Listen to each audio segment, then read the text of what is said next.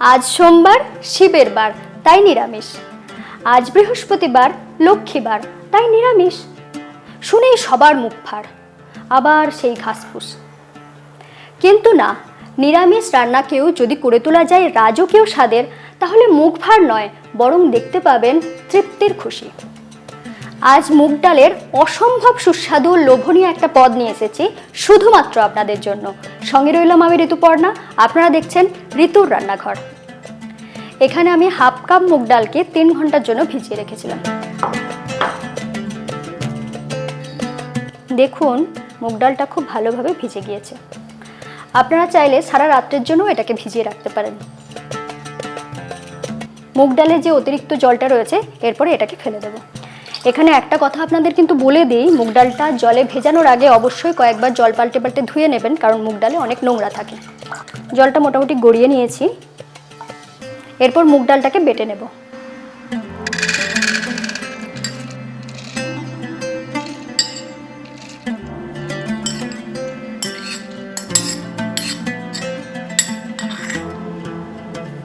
ডালটা শুধু বাটবো না, সাথে দিয়ে দিচ্ছি কয়েকটা কাঁচা লঙ্কা। এরপরে সামান্য জল দিয়ে এটাকে বেটে নেব।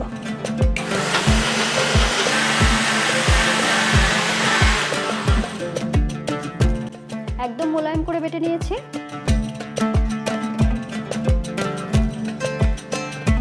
খুব বেশি জল কিন্তু আমি ব্যবহার করিনি, একটু টাইট টাইট করে বেটে নিয়েছি।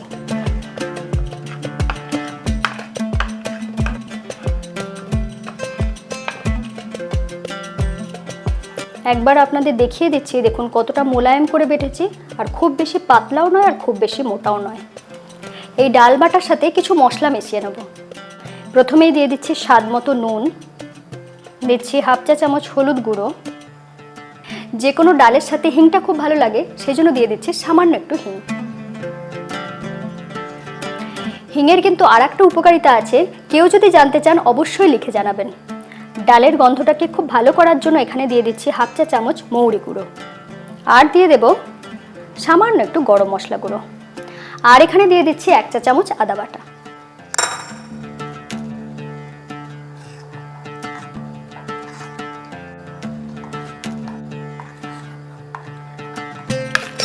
এরপরে পুরো জিনিসটাকে একটু ফেটিয়ে ফেটিয়ে মিশিয়ে নেব। এখানে আপনারা চাইলে একটু জোয়ানও ব্যবহার করতে পারেন। 1 মিনিটের মতন আমি ফেটিয়ে নিয়েছি। দেখুন এখন কিন্তু এটা বেশ ফ্লপি হয়ে গিয়েছে।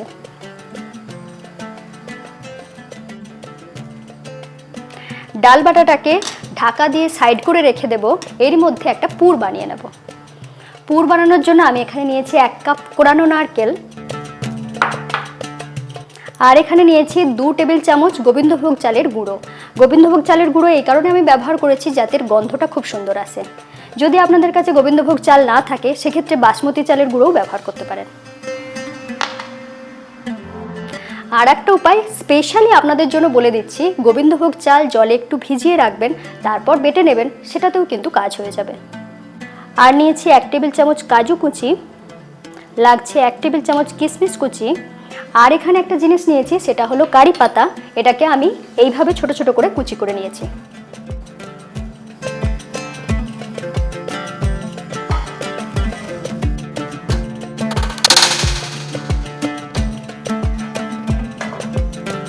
দিয়ে দিচ্ছি 2 চা চামচ ঘি। ঘিয়ের পরিবর্তে আপনারা অবশ্যই সাদা তেল ব্যবহার করতে পারেন।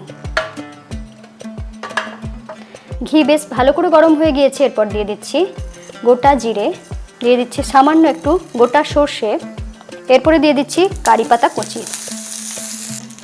এরপর একটু নাড়াচাড়া করে নিচ্ছি।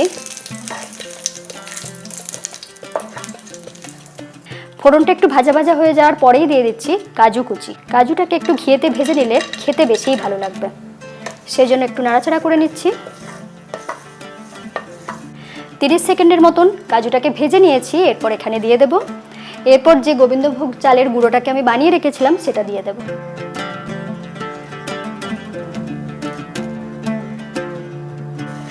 ঘিয়েতে এইভাবে গোবিন্দভোগ চালের গুঁড়ি যখন ভেজে নেবেন খুব সুন্দর গন্ধ আসে। চালের গুঁড়িটা ভাজার সময় গ্যাসটা থাকবে একদম লো ফ্লেমে। এটাকে ধীরে ধীরে ভাজলে তবে খুব সুন্দর গন্ধ আসবে আর পুড়েও যাবে না। দেখুন আস্তে আস্তে চালটা খুব সুন্দরভাবে ভাজা হয়ে গিয়েছে। এই পর্যন্ত ভাজার পরে আমি দিয়ে দেব কোরানো নারকেল।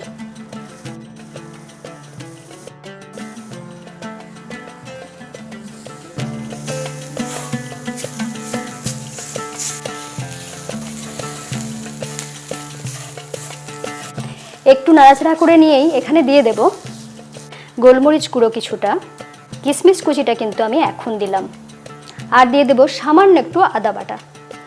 আদা বাটার পরিবর্তে আপনারা আদা কুচিটাও ব্যবহার করতে পারেন। আবারও নাড়াচাড়া করে নিচ্ছি। এরপরে এখানে দিয়ে দেব কিছুটা জল।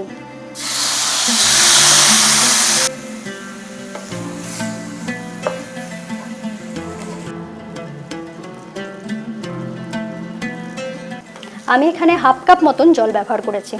পুরটা একটু মিষ্টি মিষ্টি হলে খুব ভালো লাগবে, সেই জন্য দিয়ে দিচ্ছি 1 চা চামচ চিনি। এরপরে পুরো জিনিসটাকে নাড়াচাড়া করে নিচ্ছি। এখানে পুরের মধ্যে আমি জলটা কেন ব্যবহার করলাম কারো যদি জানা থাকে অবশ্যই লিখে জানাবেন। দেখতে দেখতে দেখুন পুরটা অনেকটা টাইট হয়ে গিয়েছে। এরপর এখানে দিয়ে দেব সামান্য একটু এলাচ গুঁড়ো, খুব সুন্দর গন্ধ হওয়ার জন্য। দিয়ে দিচ্ছি স্বাদ মতো নুন। আস্তে আস্তে দেখুন পুরটা প্যান থেকে ছেড়ে উঠে আসছে, মানে পুরটা তৈরি হয়ে গিয়েছে। এরপর গ্যাস অফ করে পুরটাকে ঠান্ডা হওয়ার জন্য রেখে দেব। এরপরে পুরটাকে তুলে একটা অন্য পাত্রে রেখে দেবো যাতে খুব বেশি শুকনো না হয়ে যায়।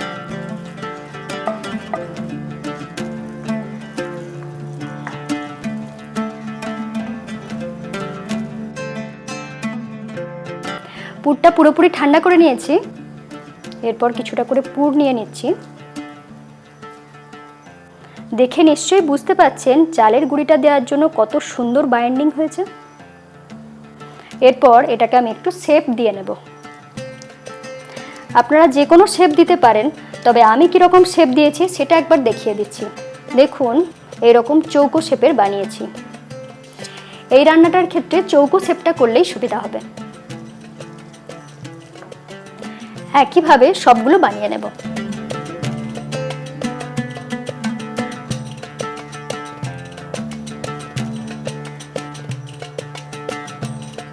সবকটাই আমি বানিয়ে নিলাম।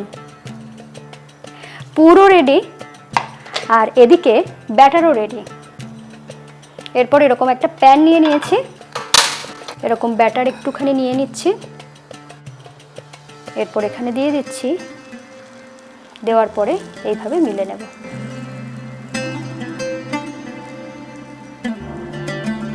এরকম একটা পুর নিয়ে নিচ্ছি, মাঝ বরাবর দিয়ে দিচ্ছি।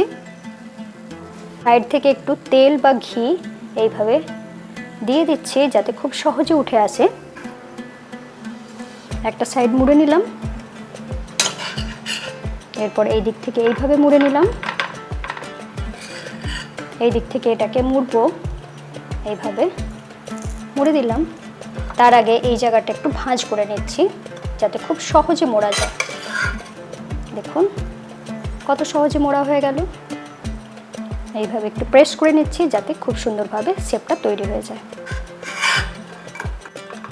যদি কারোর বানাতে গিয়ে মুখটা জুড়তে না চায় সেক্ষেত্রে ডালের ব্যাটারটা ব্যবহার করতে পারেন, না হলে কিন্তু দেখতেই পাচ্ছেন অনায়াসে বানানো যাচ্ছে।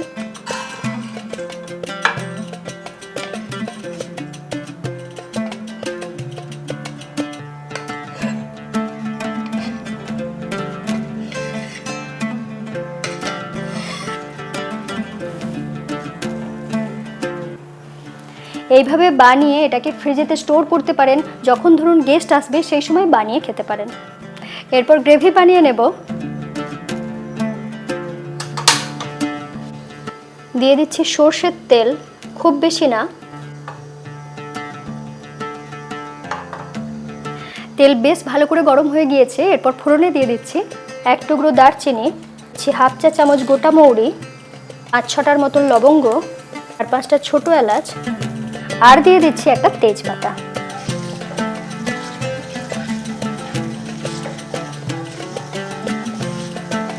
ফোড়নটা থেকে খুব সুন্দর গন্ধ বেরিয়ে গিয়েছে। এরপর দিয়ে দিচ্ছি স্বাদ মতো নুন, সাথে সাথে দিয়ে দিচ্ছি আদা বাটা।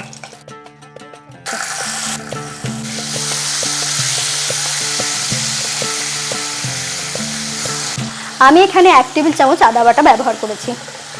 আদাটাকে 30 সেকেন্ডের মতন ভেজে নিয়েছি, খুব সুন্দর গন্ধ বেরিয়ে গিয়েছে। এরপর দিয়ে দেব টমেটো বাটা।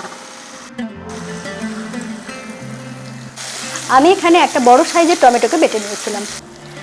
এরপরে টমেটোটাকে কষিয়ে নিতে হবে, কিন্তু তার আগে দিয়ে দেব কিছু মশলা। দিয়ে দিচ্ছি 1/2 চা চামচ ধনে গুঁড়ো, 1/2 চা চামচ জিরে গুঁড়ো, দিয়ে দিচ্ছি 1/2 চা চামচ কাশ্মীরি লাল লঙ্কার গুঁড়ো, দিচ্ছি 1/2 চা চামচ হলুদ গুঁড়ো, আর দিয়ে দেব সামান্য একটু গরম মশলা গুঁড়ো।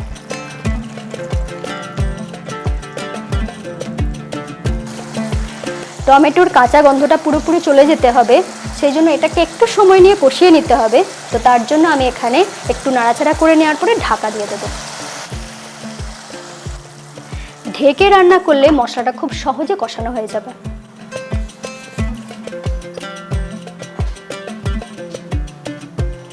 1.5 থেকে 2 মিনিট মতন এটাকে লো ফ্লেমে রেখে কষিয়ে নিয়েছি। দেখুন এখন টমেটোটা বেশ দানা দানা হয়ে গিয়েছে এবং উপরে তেল উঠে এসেছে। এই পর্যন্ত কষানোর পরে এখানে দিয়ে দেব পোস্ত বাটা।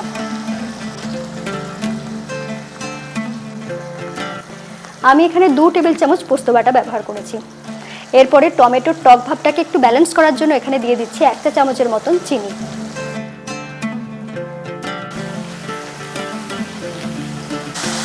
পুরো জিনিসটাকে বেশ ভালো করে কষিয়ে নিয়েছি। এরপর গ্রেভির জন্য দিয়ে দেব জল।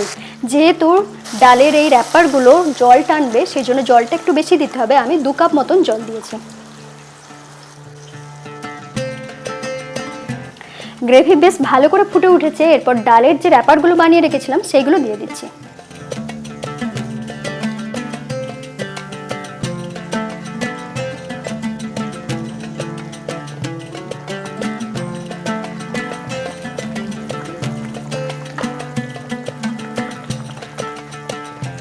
এরপর এখানে দিয়ে দেব কয়েকটা কাঁচা লঙ্কা। সব শেষে আমি দিয়ে দিচ্ছি কিছুটা ধনেপাতা কুচি।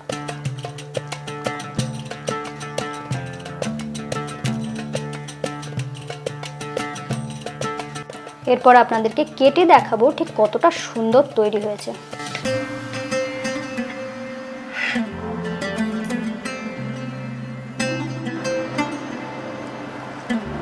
দেখুন কতটা সুন্দর নরম হয়েছে। এরকম নিরামিষ পদ পেলে কেউ কি মুখ ভার করে খাবে? আপনার কি মনে হয়? লিখে জানাতে ভুলবেন না। ভিডিওটা ভালো লাগলে চ্যানেলটা আজই সাবস্ক্রাইব করে নিন, বেল আইকন প্রেস করে রাখুন। সকলে খুব ভালো থাকুন। আবার দেখা হচ্ছে এরকমই নতুন রেসিপির সাথে।